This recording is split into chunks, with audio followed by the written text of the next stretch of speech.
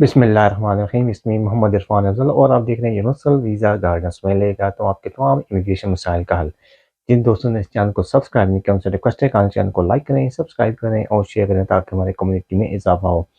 आज की जो वीडियो है वो है यूके इमिग्रेशन के हवाले से जो स्टेटलेस बच्चों का या बड़ों का कानून है उसके बारे में क्या इन्फॉर्मेशन है, क्या लेटेस्ट अपडेट्स हैं और इसकी क्या रिक्वायरमेंट्स हैं। तो सबसे पहले मैं आपको बता दूं कि ये जो नए रूल्स का इजाफा किया गया था पिछले साल 2022 में, और उसके तहत थोड़ी सी इन्होंने कंडीशन सख्त की हैं स्टेटलेस चाइल्ड के हवाले से। चाइल्ड को यूके में बॉर्न होना चाहिए, सबसे पहले इम्पोर्टेंट जो है ना आपकी होनी है ये रिक्वायरमेंट। सेकंड जो है ना आपने कोशिश की हो कि आपके बच्चे को पासपोर्ट मिल जाए। किसका पासपोर्ट मिल जाए, यानी कि जो पेरेंट्स के थ्रू नेशनलिटी का कानून है ट्रांसफ़र होने का, अगर आप इंडियन हैं, पाकिस्तानी हैं या किसी भी दूसरे मुल्क से हैं, यूके के बाहर से, आप लोगों ने एम्बेसी के थ्रू कोशिश की हो कि आपके बच्चे को पासपोर्ट वहाँ की नेशनलिटी मिल जाए, लेकिन वहाँ का कानून इसकी इजाज़त नहीं देता। इसकी वजह से आपके बच्चे को आपकी नेशनलिटी ट्रांसफ़र नहीं हुई है और बच्चा स्टेटलेस हो गया, उसके पास कोई भी नेशनलिटी नहीं है। अब जो नया कानून है इसके तहत यह है कि आपसे पूछा जाएगा कि आपने किस किस्म की कोशिश की। जैसे कि इंडिया का लॉ है कि बच्चा अगर 5 साल तक अगर आप कोशिश करें यूके के अंदर तो बगैर कोशिश के भी आपको पहले मिल जाता था। लेकिन अभी इन्होंने कहा कि क्या आपने कोशिश की थी, क्या कॉरेस्पॉन्डेंस की थी, क्या आप एम्बेसी के पास गए थे अपनी लोकल, क्या आपने उनसे कॉरेस्पॉन्डेंस की कि और फिर कोई रिफ्यूज़ल है उनका तो वो आप लेके आए, अदरवाइज़ अब ये कानून पे लागू नहीं होगा। इसके बाद बच्चा हमेशा स्टेटलेस होना चाहिए। ये नहीं कि पहले उसके पास किसी मुल्क का पासपोर्ट था और वो पासपोर्ट ख़त्म कर दिया गया, नहीं, हमेशा से जब से बॉर्न हुआ है वो उसको स्टेटलेस होना चाहिए।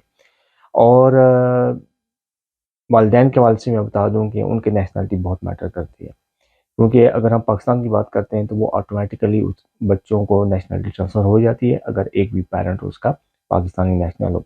इंडिया के हवाले से ये थोड़ा सा मुश्किल कानून है, इंडिया वाले नहीं देते नेशनलिटी। तो 5 साल तक आपके बच्चे को यहाँ रहना है तो फिर आपको बच्चा स्टेटलेस कानून के तहत उसको वीज़ा मिल जाएगा। ये वीज़ा कितना होगा जी, ये 5 साल का वीज़ा होगा। और लेकिन इसके लिए ज़रूरी है कि आप जो भी बच्चा है वो 450 डेज़ यूके से बाहर ना रहा हो इन 5 साल में, यूके में बॉर्न हो और पिछले जो 5 साल हैं उसके वो 450 डेज़ वो यूके से बाहर ना रहा हो, और उसकी एज जो है ना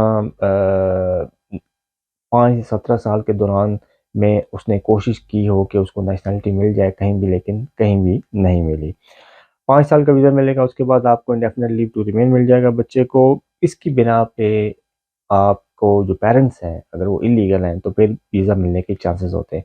अगर तो सिंगल पेरेंट हैं तो बहुत ब्राइट चांसेस हैं, बिल्कुल डेफिनेटली वीज़ा मिल जाएगा, क्योंकि बच्चे की लुक आफ्टर कौन करेगा? उसकी रोज़मर्रा के काम, स्कूल लेके जाना, उसके अलावा डॉक्टर की जो अपॉइंटमेंट है, फिर इसके अलावा उसकी नॉर्मल घर की जो एक्टिविटीज़ हैं, इन सब में पेरेंट का होना ज़रूरी है। अगर सिंगल पेरेंट्स हैं तो वीज़ा आसानी से, अगर दोनों पेरेंट मिल के रिस्पॉन्सिबिलिटी पे कर रहे हैं तो फिर ज़्यादा चांसेस हैं कि आपको अपील में ही वीज़ा मिले।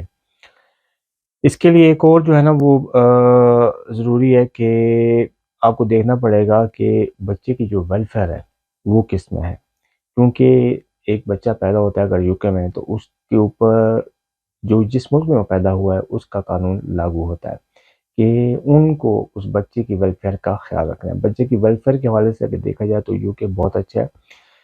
तो इस कानून के तहत इंडियंस जो नेशनल हैं उन्होंने बहुत ज़्यादा वीज़े लिए हैं, लेकिन अभी ये कानून सख्त होने की वजह से थोड़ी सी इन्होंने जो बढ़ा दिया है कि अटेम्प्टेड, क्या अटेम्प्ट किया आपने बच्चे को रजिस्ट्रेशन कराने के लिए, तो वो आपको बताना पड़ेगा।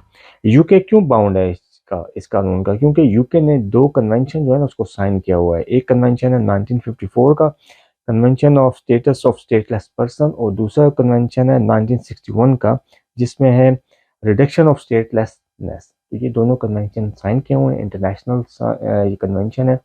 इसके तहत यूके बाउंड है कि इस कानून को इम्प्लीमेंट करे अपने मुल्क के अंदर।